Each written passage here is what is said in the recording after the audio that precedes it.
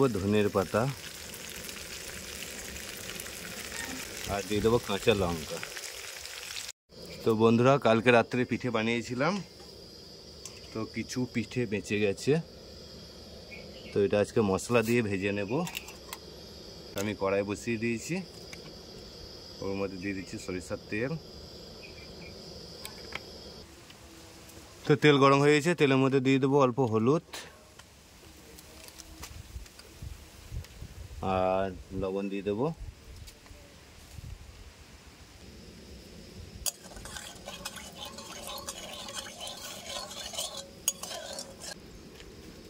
এর মধ্যে দিয়ে দেবো এবার পিঠেগুলো।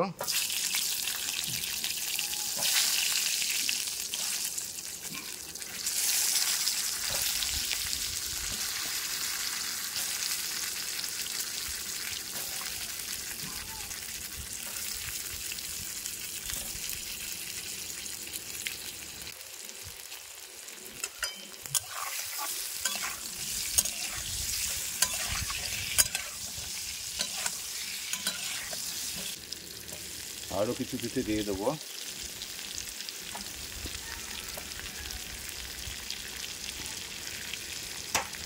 সবটাকে ভালো করে তেলের মধ্যে আমি ভেজে নেব।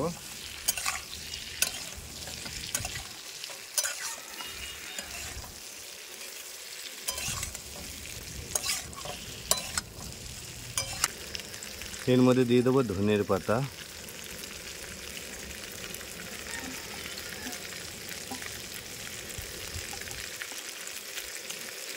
আর দিয়ে দেবো কাঁচা লঙ্কা,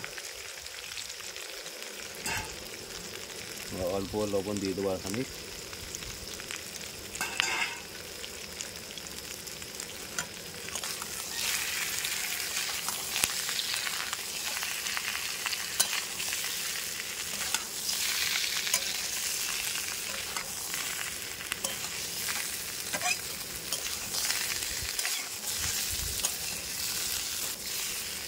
তো পিঠাটা মাঝখানে কেটে দিলে পরে ভাজাটা ভালো হবে।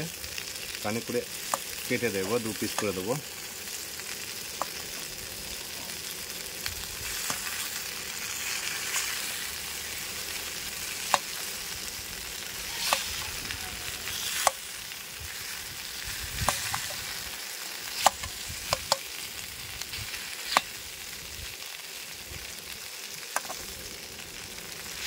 তো সবগুলো কাটা হয়ে গেছে।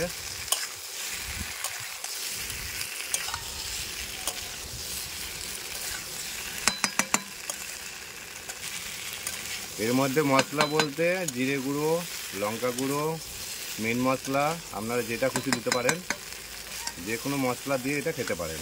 তো আমি লবণ আর হলুদ দিয়ে দিয়েছি, ধনে পাতা দিয়েছি, কাঁচা লঙ্কা দিয়েছি।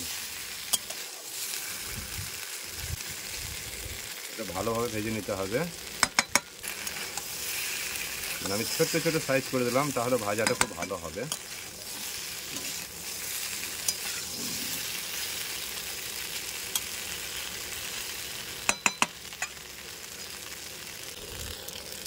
তো আমি অল্প কালার করার জন্য খানি লঙ্কা গুঁড়ো দিচ্ছি, দেখুন অল্প দিয়ে দেবো। মানে এটা ঝাল হবে না, এটা কালার হবে, কাশ্মীর লঙ্কা গুঁড়ো। তো মোটামুটি ভাজা হয়ে গেছে আমার, হালকা পোড়া পোড়া হয়ে গেছে।